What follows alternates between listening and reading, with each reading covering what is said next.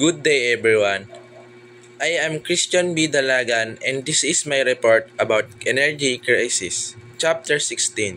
First is the energy crisis.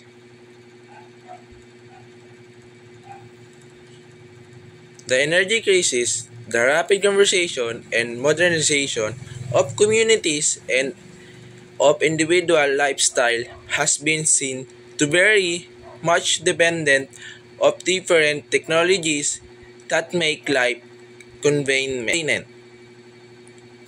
Sinasabi daw po dito ay sa mga makabagong pamumuhay at lipunan ay mabilis na nagbabago at ito ay higit na nakadepende sa ilang mga teknolohiya na nagpapahusay sa kaginhawaan ang mga pagsulong sa teknolohiya tulad ng mga cellphone, internet, at mga smart home appliances ay nagpapadali sa mga pang-araw-araw na aktibidad. Pahusay ng komunikasyon at nag-aalok ng agarang access sa data at mga serbisyo. Ang mga teknolohikal na pagsulong sa ito ay nagpapasigla sa patuloy na nagpababago na kontemporaryong lipunan sa pamamagitan ng pagpapagana ng higit na konektadong pamumuhay, mas mahusay na pamumuhay at pangkalahatang pagpapabuti sa kalidad ng buhay. Let's talk about understand energy crisis. An imbalance in the supply and demand of energy lead to the energy crisis and subsequent high price. This means that rather than relying on sporadic market interventions to drive down cost, there is a need to reduce energy demand and enhance the ability of safe domestic low-carbon energy. Ang sinasabi daw po dito ay, ang kawalan ng balance sa supply at demand ng enerhiya ay nagdudulot ng crisis sa enerhiya at mataas na presyo. Sa halip na umasa sa panakanakang intervention ng merkado para mapababaan ang gastos, kailangan bawasan ang demand ng enerhiya at palakasin ang pagkakaroon ng ligtas, lokal at mababa na enerhiya. Next is know the impact. An mismatch in supply and demand for energy leads to excessive cost and financial distress. It emphasizes how urgent it is to invest in sustainable alternatives and lessen reliance on energy. Sinasabi daw po dito ay, ang kakulangan ng equilibrium sa pagitan ng supply at demand para sa enerhiya ay humantong sa maaksayang paggasta at mga problema sa pananalapi. Tinatampok nito ang matinding pag-iingat na dapat gawin sa paghawak ng napapanatiling alternatibong pinagkukunan ng enerhiya at pag-iwas sa paggamit ng konbensyonal na enerhiya sa kabilang banda. Masisiguro ang mas matantag at abot kaya ang supply ng enerhiya at maiwasan ang crisis sa hinaharap. Dumako naman tayo sa 3 types. First is wind energy. Is generated when hydrodynamic blades attach to a hub turn due to wind current. The hub is connected to a shaft that turns the generator. Ang ibig sabihin na po nito ay, ang enerhiya na inilabas ng hangin ay nababawasan kapag ang aerodynamics ng hub ay naapektuhan dahil sa mahabang buntot ng hangin. Gumagana ang hub na ito sa pamamagitan ng pagkonekta ng isang nakahiwalay na lugar at paggamit ng generator para paganahin ang device. Next is geothermal energy. Is harnessed from deep underground chambers with high temperature originating from the Earth core. Steam produced from these chambers cause turbine to move and later generate energy. In a sense, some might consider this as renewable source since it might take hundreds of millions of years before the core of our planet cool down. Ang ibig sabihin daw po nito ay, ang geometric energy ay nabuo mula sa core ng Earth kung saan ang temperature ay maaaring umabot ng hanggang 10,000 degrees Celsius. Ang sinigaw na nililikha mula sa mga halaman na ito ay ginagamit sa pagpapaandar ng mga turbine na gumagawa ng enerhiya. Ang mga ito ay nagbabagong dahil hindi sila nakakapinsala sa core ng lupa gaya ng ginagawa ng ibang mga materyales. And the last is solar energy. Comes directly from the sun. This can be harnessed when the sun's heat is converted to electricity using solar cells of photovoltaic technology. There can be active or passive system in the utilization of the sun's heat. In active system, solar collector use circulating air or liquid to bring heat in areas where it is needed in certain facilities.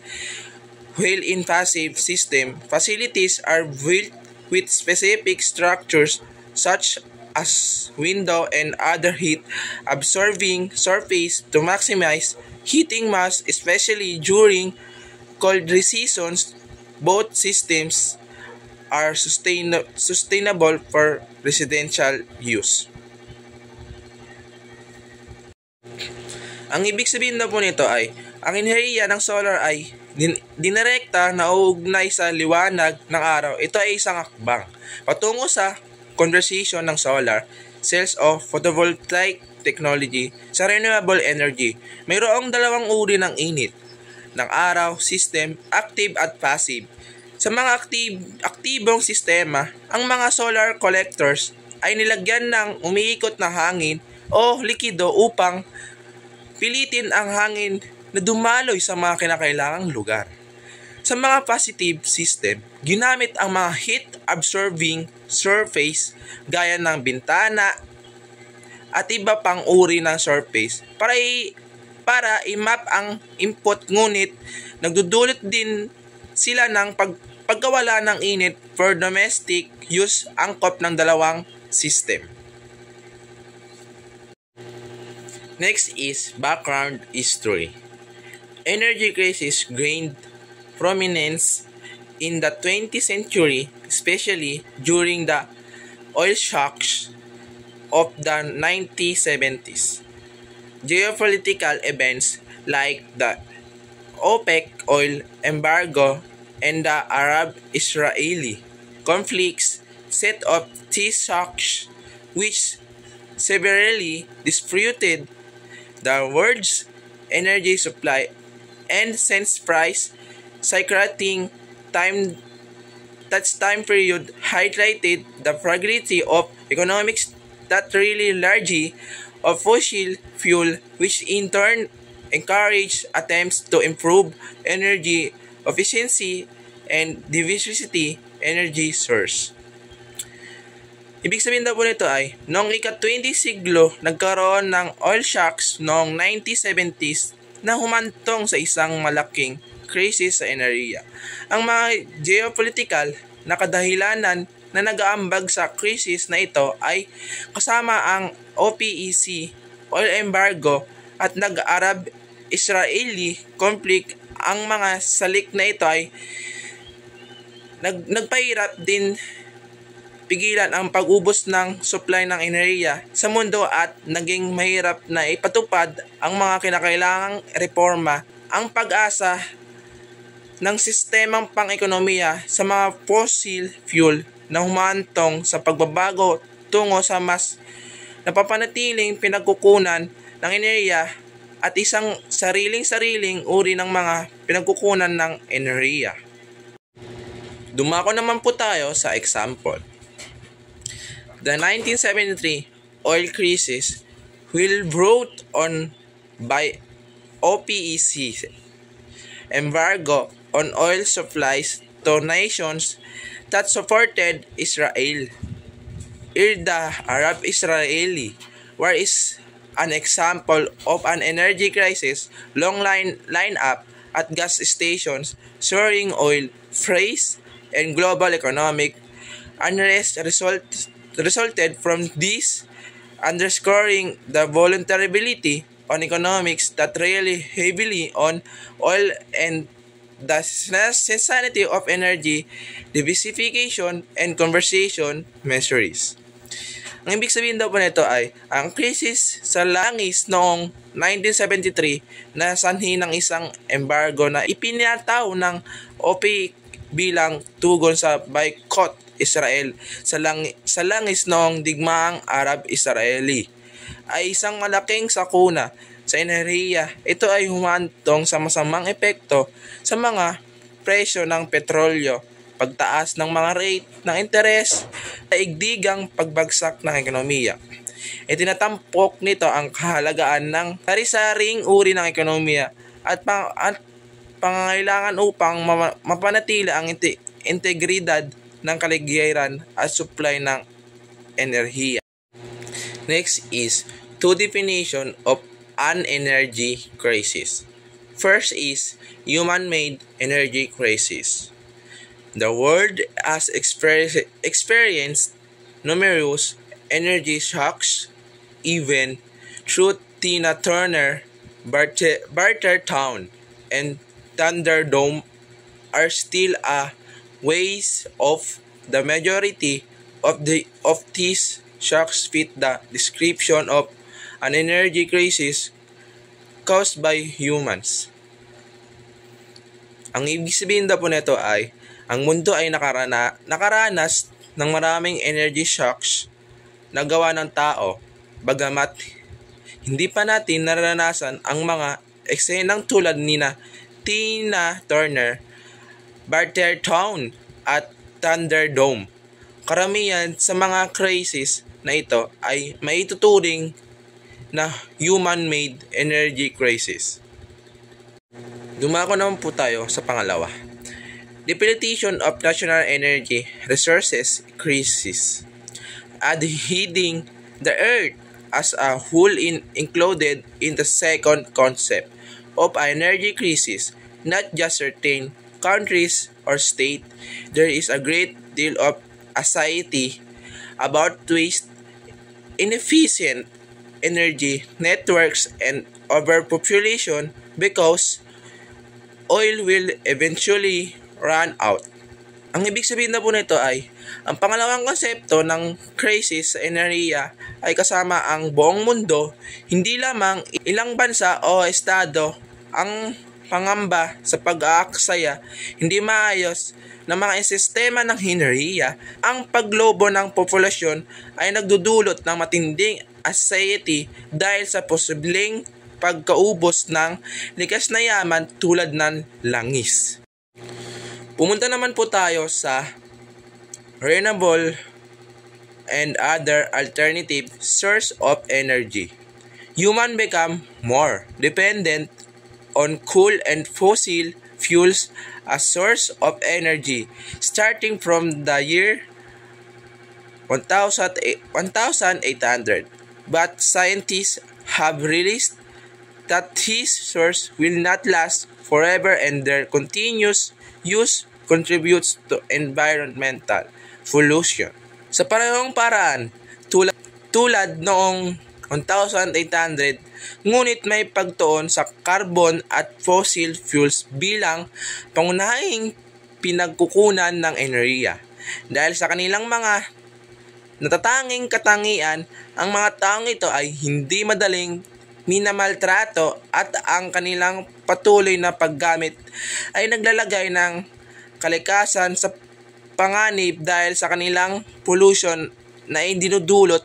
Higit pa rito, inirekomendang gumamit ng renewable at alternatibong pinagkukunan ng enerhiya tulad ng solar, wind, hydro at geothermal na enerhiya na hindi na sustainable gaya ng dati dahil sa kanilang limitadong kakayang magamit. In the last, share of greenhouse gas emission by countries with climate target.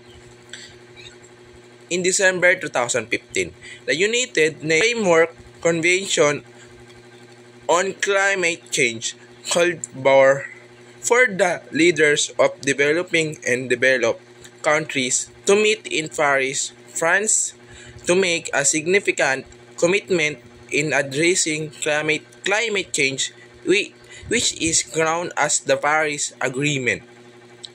However, even before the commencement of the Paris Climate Conference, some countries already submitted their proposed climate commitments, which include targets for emission reduction. About 187 countries, accounting for 97% of global greenhouse gas emissions, have submitted their climate pledge based on the nationally determined contribution of each country.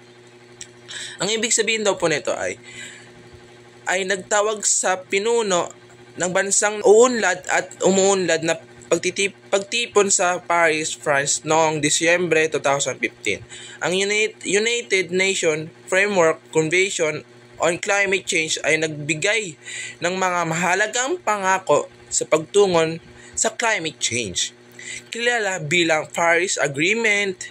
Following the Paris Climate Conference, some countries have made climate-related commitment in line with the targets set of the reduction of greenhouse gas emission. Approximately 187 billion people have participated in this initiative, which is equivalent to 97% of the world's greenhouse gas emission, less than the amount that one of us contributes.